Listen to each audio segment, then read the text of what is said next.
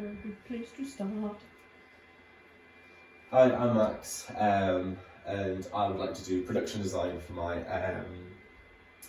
production role next year. So yeah, production design plays a huge role in the final film. It creates the world the actors lives in and gives off the desired atmosphere to the audience. Throughout pre-production process, the production designer and art director work closely with the director to see what their vision is and work alongside them just to make their ideas a reality.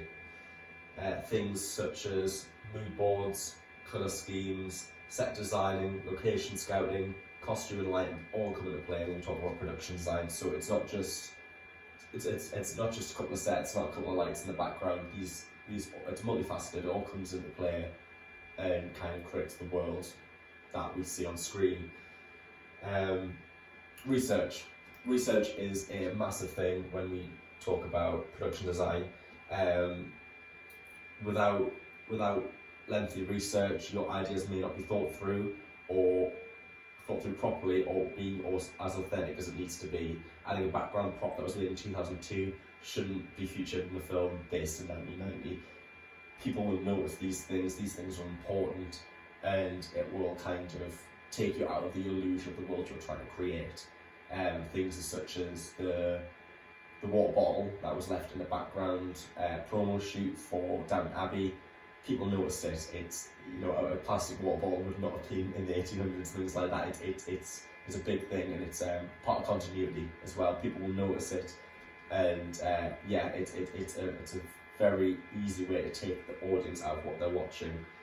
And something to add on that, imagine Star Wars with a props, costume, set, or even on a small budget. It wouldn't have kind of grossed as big as it did if it was just on a small little stage with a couple of little mini props. It wouldn't be nearly as big. Yes, the storyline is great, but without those things in place, it wouldn't have been as big as it was. So what's my production design process? So for a short film project, I was a production designer for the short film that was entitled Muse. The film was based on a troubled artist who kills and turns his murder into art. Myself and the art director worked closely with the director and discussed their vision, creating mood boards and discussing lighting and costume ideas. When working with the director, we discussed many different ideas regarding theming and aesthetics. And then we came to the conclusion we wanted to have kind of like a warm, rustic 2000s aesthetic instead of a 1980s and 90s. So when we first started developing this idea, we tossed around the idea of having like very 80s themes in there and kind of basing it in the 80s. But then after speaking with the director, that's not what they wanted. They wanted someone who was in kind of like the 2000s, in the mid-2000s, but they were kind of stuck a couple of years back. So with things like that, we wanted to have like a landline still in use, despite the fact mobile phones are quite prominent, and kind of have everything slightly dated, but not too far back. Yes, a film director manages the creative aspects of the production. They direct the making of a film by visualising the script while guiding the actors and technical crew to capture the vision for the screen. And this is a small clip from the film, just showing you some of the design elements we added into the piece.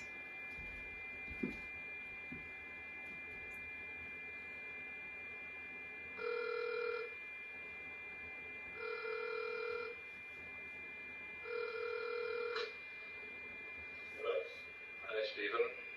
Oh, hi, Dad. How are you?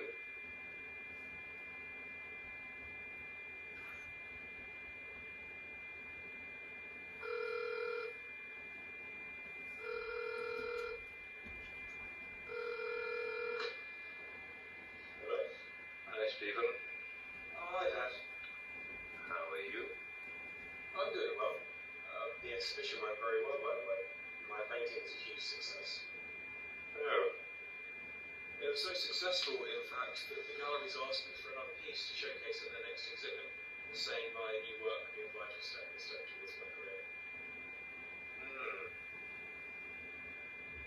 Isn't that great news? It probably promise you'd stop this after your painting was shown in the gallery. I know I did, but this is a massive opportunity for me to make a name for myself. Your mother and I have provided for you long enough, Stephen. It's a nice hobby, but it's not enough to sustain yourself. I just hope you understand. Well, I do. And that's why you should take my advice. Find the real. This is my... I've got to go, but we can discuss this over dinner another time. Again, well done for your success tonight.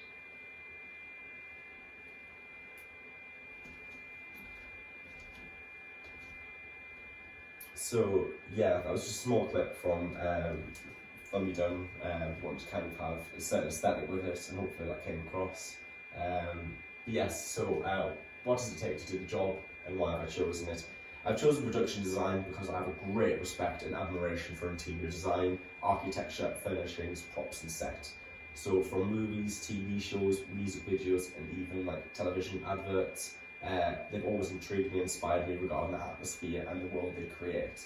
You know, you can have a 30-second advert, but the thing they're trying to sell, the atmosphere they're trying to create can come across in such a small amount of time by the set, the props, lighting and all those many facets to kind of create something in such a small amount of time, and if done successfully, it can work really well. Yes, and before I came to university, and before I decided to study film production, I nearly studied interior design, but kind of thought I'd prefer this slightly, and found like my middle ground of that, which was production design within filmmaking. And I'm heavily inspired by late 80s to 90s horror and slasher films such as the Scream and Child's Play franchises. And in my spare time, I like to read and keep up to date with interior design trends by reading home design magazines and architectural magazines, and watch things such as Homes Under the Hammer and things like that. People usually don't watch at my age, but I have a great appreciation for that, and I like to use my spare time to come up with potential ideas and things like that for set. Yes, I would really like to be a production designer, so thank you.